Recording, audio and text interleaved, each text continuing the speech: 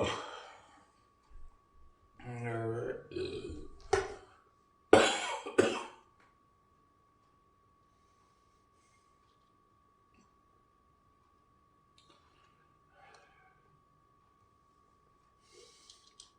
always like to make videos on the main channel.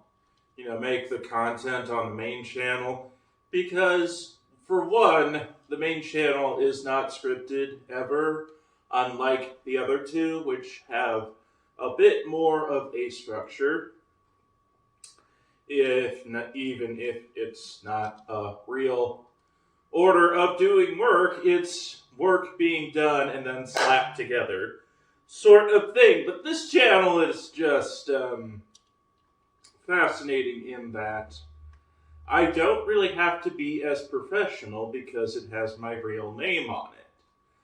For some reason, this is how YouTube prefers to do things. And so, that is how I am doing that here. So, hey there, freaks and sickos. Welcome to the podcast. I'm your host, Clarke Macbeth, and this is the Clarke Macbeth podcast. Except, no, it's not. This show is the podcast with Clarke Macbeth. And, this is the one where I'm going to talk about a small man in the big white house. So, Donald John Trump is allegedly the President of the United States. Though there is a very strong argument to be made that actually Donald Trump is not the president because the Constitution disqualified him, and that the 14th Amendment, Section 3, also disqualified anyone that prevented him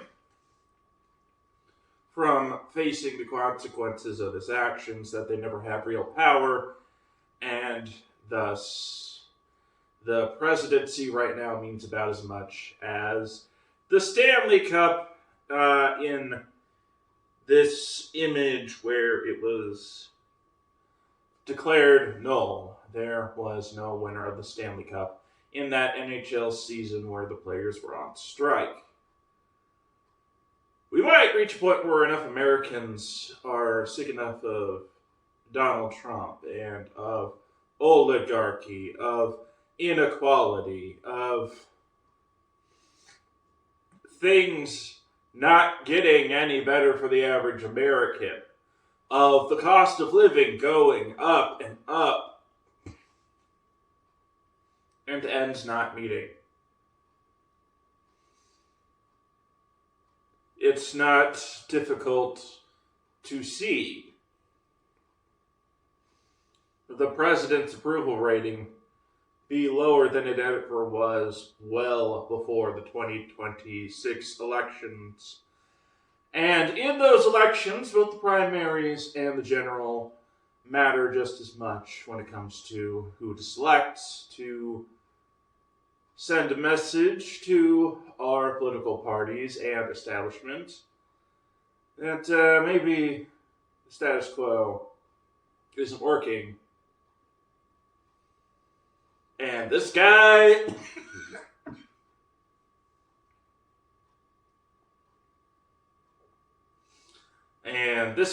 is making everything worse.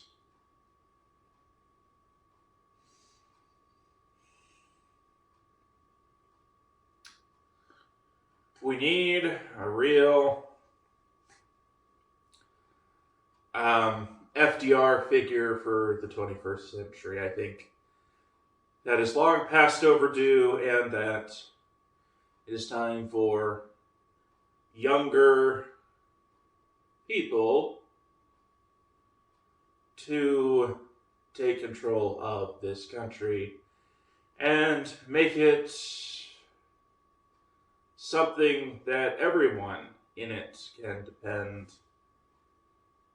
not just a select few that think they can just control all of it and subjugate everyone else because they feel special enough. Americans are getting tired of that shit, dog.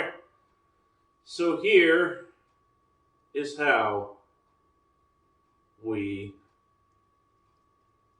vibe check Donald Trump.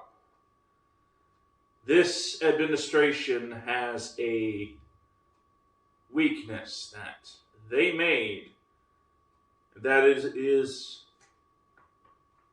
extremely easy to exploit.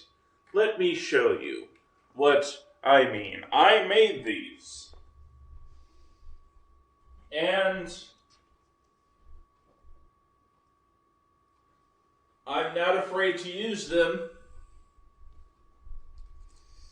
I'm not afraid to occasionally remind people that,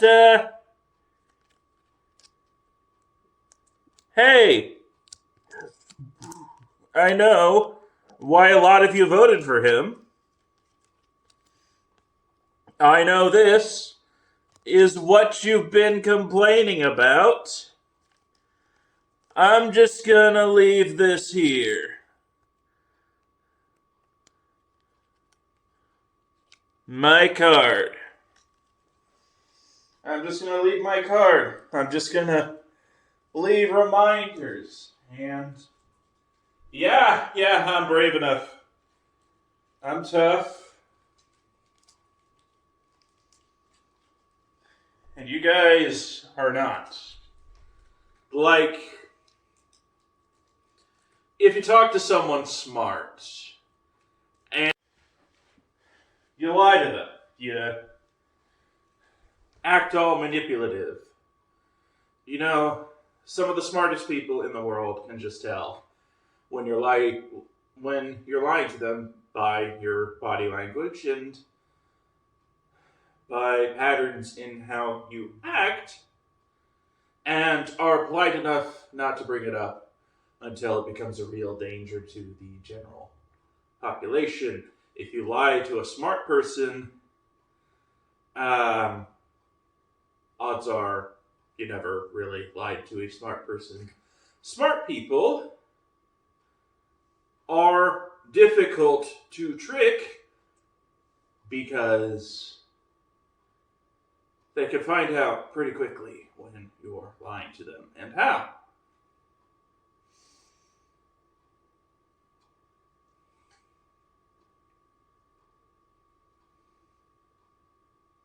So when you say something over and over again, like there are only two genders, this is false, but you're not manufacturing a fact to anyone who is smart because they know it's false and all you're really doing is being annoying. You're just saying more of the same lie. The intelligent person counts lies. They don't count the number of people around them having the same opinion.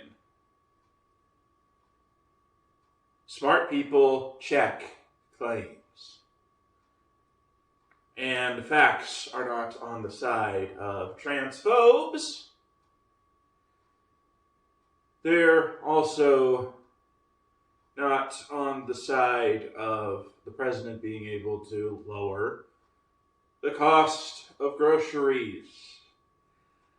The fact is, Donald Trump's policies will do literally the opposite, even if you ignore the tariffs. Donald Trump is more likely to approve mergers like the one of Albertsons and Kroger that would have shot up the price dramatically, especially in places that are not Minnesota.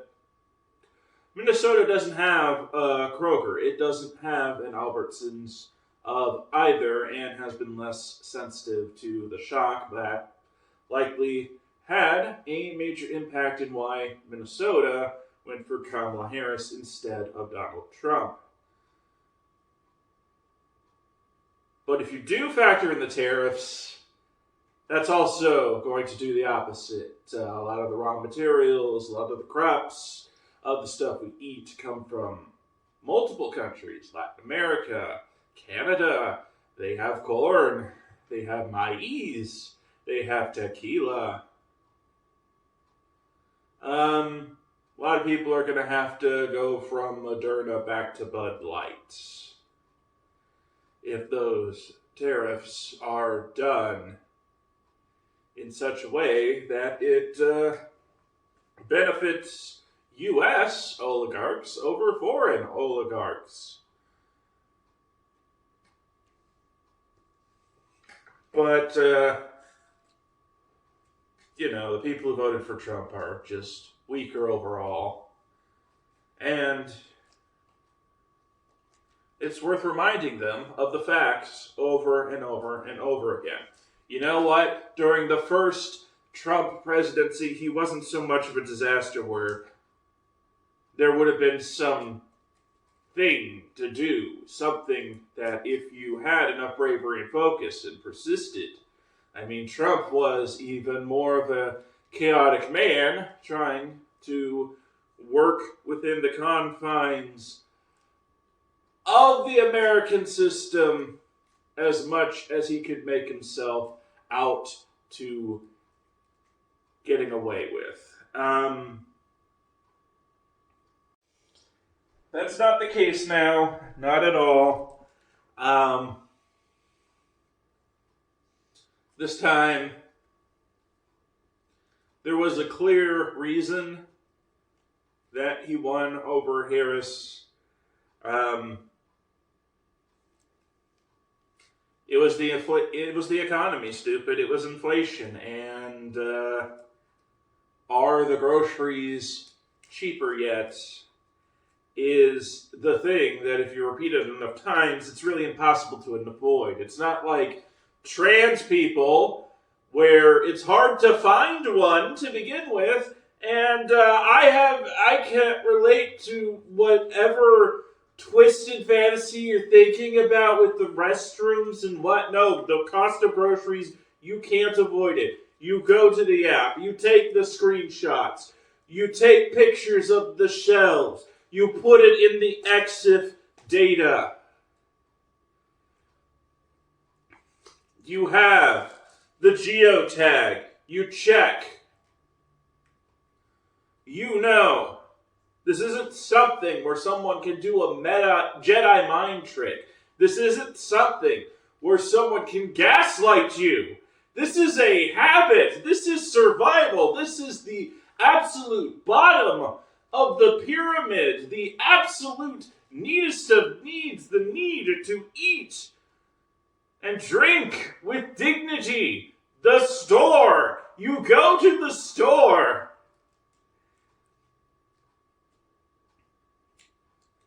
And if the guy on the other side keeps reminding you about the cost of groceries and nothing being done to address that very thing that matters to a lot of people, that everyone can understand,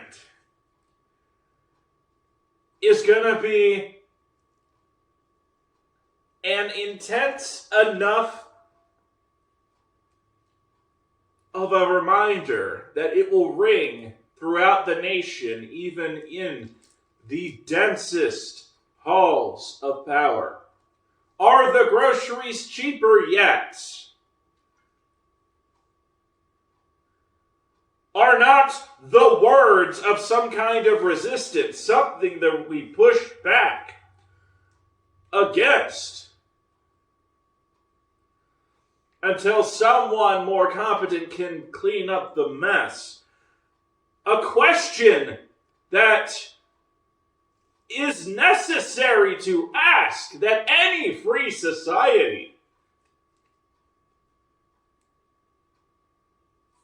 is A-okay with listening to, with repeating, and with wanting an answer to the question, to the absolutely sane expectation. Are the groceries cheaper yet? When are they going to get cheaper? When are people going to be able to live with dignity, to have jobs that are stable, and a bottom line that grows with the broader economy? A standard of living that increases,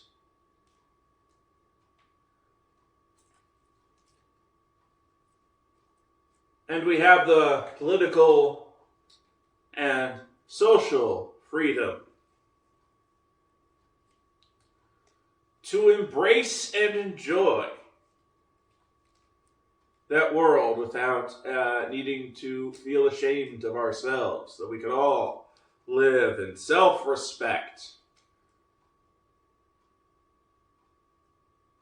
and have plenty to go around. I mean,